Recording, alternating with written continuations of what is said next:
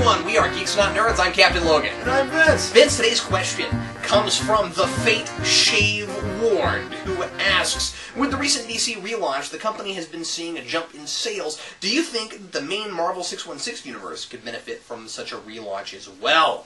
So that's what we're going to talk about today. Putting 10 minutes on the clock, we're going to talk about the possible idea of a Marvel relaunch. Now, when DC did their relaunch, that was, of course, on a lot of people's minds. People wondering, first of all, would Marvel really ever even consider following suit? And luckily they didn't, which I think was not just that. Luckily, did they not reboot, but also luckily did they not do some giant thing to try to combat it right at the same time? Their attitude when the DC relaunch happened in the way they were selling their product was kind of, yeah, what we have right now is actually pretty good. Yeah, and I really liked that. Yeah, I think that it was a good idea to keep that. I mean, why would you really want to jump head forward into battling what DC is doing when you have major movies coming out right now that are going to sell your books anyway?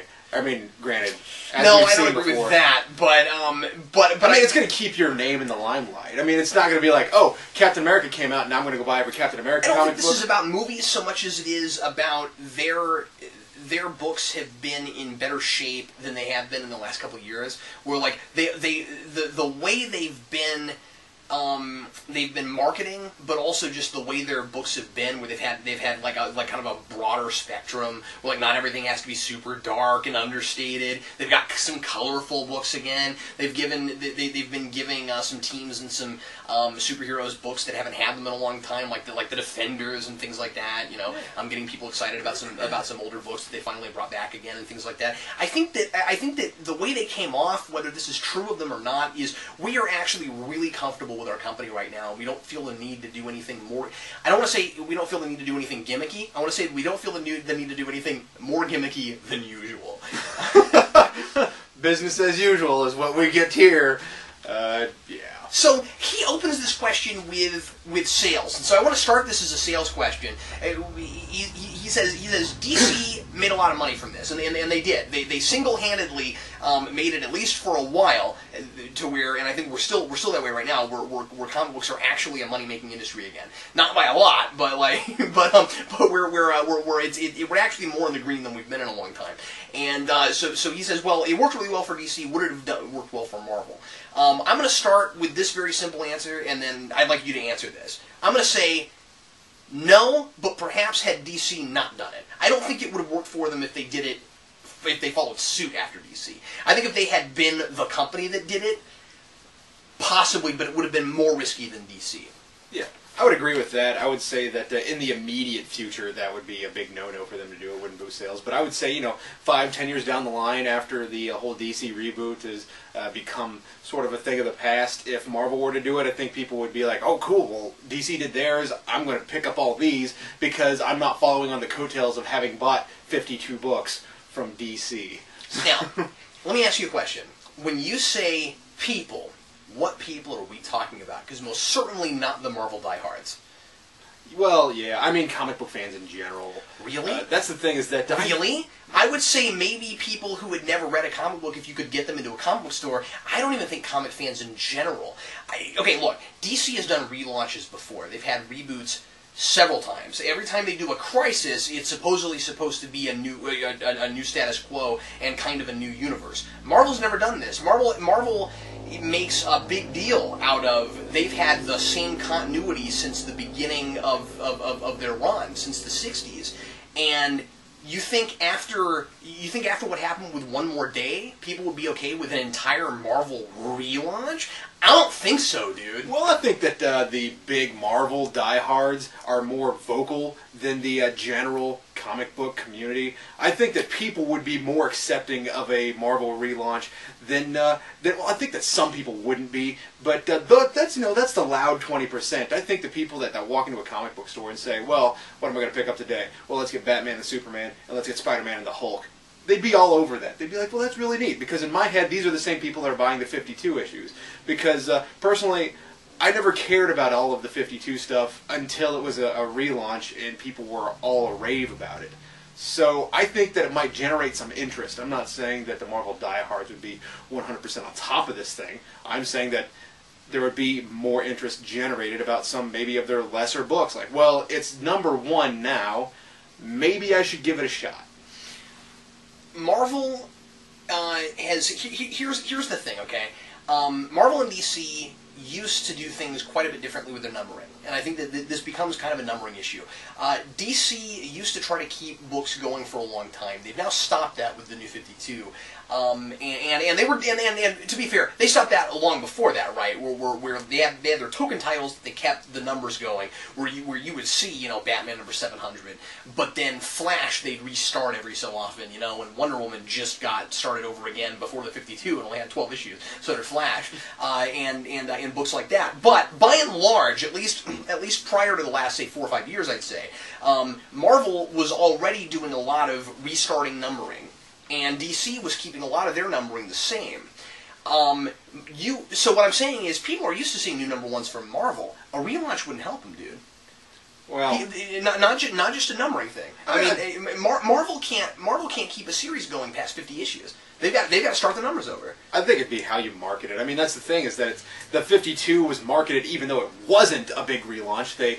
It was marketed as if everything was starting from scrap. And if Marvel started marketing as if everything was starting from scrap, having that #1 on the shelf, like, here's the deal: when you have decades of continuity, people are going to look at a #1 as if it's the thing. But if you have a bunch of advertisement that's come out that said this is a relaunch, these are #1s for a reason, and we're starting from scratch, then people can latch onto that and say, oh, well, this is a real #1. That's the thing, is that I could walk into a store pre-DC relaunch and pick up a #1 for any book, anything that's not in its own little universe, and assume that there's going to be decades worth of stuff that I'm missing. That's a big staple of comic books, is that they'll just pull somebody in and say, oh, and the big reveal at the end of the book is it's this guy. Here's the thing. I think you and I are looking at the industry in very, very different ways. And I think that the difference between me and you is that I don't think that the comic book industry is anything like other industries. I don't think it's anything like television or movies or video games. You said the diehards would get upset, but they're only like the 20%. I don't buy that. I don't think that there is such a thing as a casual comic book reader anymore, or at least not very many of them. I think that because comic books are so all-inclusive with like the people who read them, where you have so many like arcs that run in other things, and everything's Avengers or everything's X-Men, that sort of thing, and they're trying to get you to buy 20 books, 30 books, 40 books, not just 1 or 2. It's really, really difficult to just read 1 or 2 books right now, you know what I mean? They want you to read their entire line. What was, in DC too, what was the New 52 built on? Let's get everyone to buy every book we have right now, right?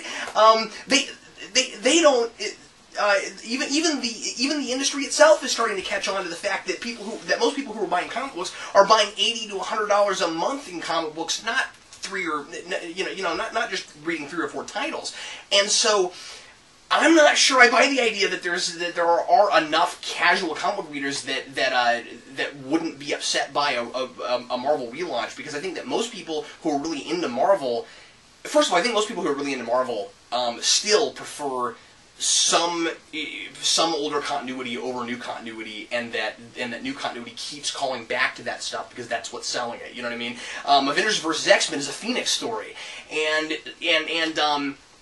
I don't think that you could just like relaunch the whole line and more than a few people would be okay with it. Not with Marvel. Not when you've got that many years of continuity behind it. DC starts over all the time, but Marvel's never done it. That's why they have Ultimate, you know? That allowed them to tell some new stories, but like, and I certainly don't think you can do it when Stan Lee's still alive. You know, I suppose that maybe that's fair, that whole Stan Lee thing there. But, people do things that the creators are against all the time. I mean, look at Alan Moore. People do stuff that he doesn't want to happen all the time, regardless of whether it's good or not. Right. And I'm not sure really, you know... I think Marvel's very proud of their continuity. I think they're still very proud of their continuity. See, that's the thing, is that I think that it might generate some interest. I'm not saying that it's something that they should do. Right. I'm saying that a bunch of DC diehards that started with comics casually and then see a bunch of #1s come out like, oh, it's a reboot. Well, let's give it a shot. You know, a bunch of indie book readers, you know, people get into comic books not because, oh, look, well, this cover looks cool, there's a bunch of blood on it. They're like, oh, I remember Spider-Man from when I was a kid. Let's see what's out today. So, they're going to get into it based on a casual interest, even if they're diehards for other things. So it might boost some Marvel sales, maybe not. I think it might get a few new people in, but I think that it would turn a lot of people away who are reading right now. That's my point. Is I think that a complete. I guess what I'm getting at is I think that it's really interesting to look at DC versus Marvel on this, because I think that a DC relaunch is extremely different from what a Marvel one would be. I think that you can get people on board who are already reading your books with a DC relaunch. But I think that with a Marvel relaunch, what you would be doing is you would be changing your entire clientele. See, that's the thing, is that I think that even before the DC relaunch happened, people were like, DC's relaunching. That's ridiculously stupid. And then it came out and people were like, well, you know, some of it's pretty good. It's because they want to stay on there. They want to. I once had a conversation with a guy about That's true. People would try it. No, you're right. People would definitely try it. I'll agree with it. But people tried Spider-Man post one more day and nobody stayed on. Well, that's why they retcon things and fix them, because they have bad ideas. They never fixed it, though. Well, they've had things that they've never fixed before and then just kind of ignore its existence. But yeah, but you can't ignore Spider-Man's not married to Mary Jane. You can't ignore that. Well, that's the thing. You can't just. So what are you saying? You're saying at some point in Slott's run, it's just you're gonna open up a book and they're married again? Yeah, we ignored that. You know, I think eventually it's gonna happen again. I don't think they're gonna keep Spider-Man and Mary Jane alive. I think he'll get them together again, but I don't think that he's gonna retcon one more day. But you know, I once had a conversation. Even though you should.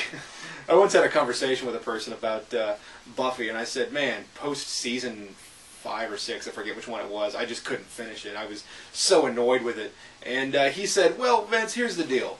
For me, watching the rest of Buffy and continuing reading all of the comics, because he said, it's like hanging out with friends. You know, it's like spending time with those friends that you made back in the day, even through some rough patches. And I said, I think you got a good point. And I also had another friend that said to me, and I think he was overgeneralizing, but he said all comic fans have the impulse that they just have to wait it out. Things will get better. And I've dropped books. That's true. So I think that people would go, man, this sucks, but I'm collecting them. So yeah, I just think the backlash would be a lot bigger than it was for DC. That's all I'm saying. You've got so many years of continuity behind it. Yeah.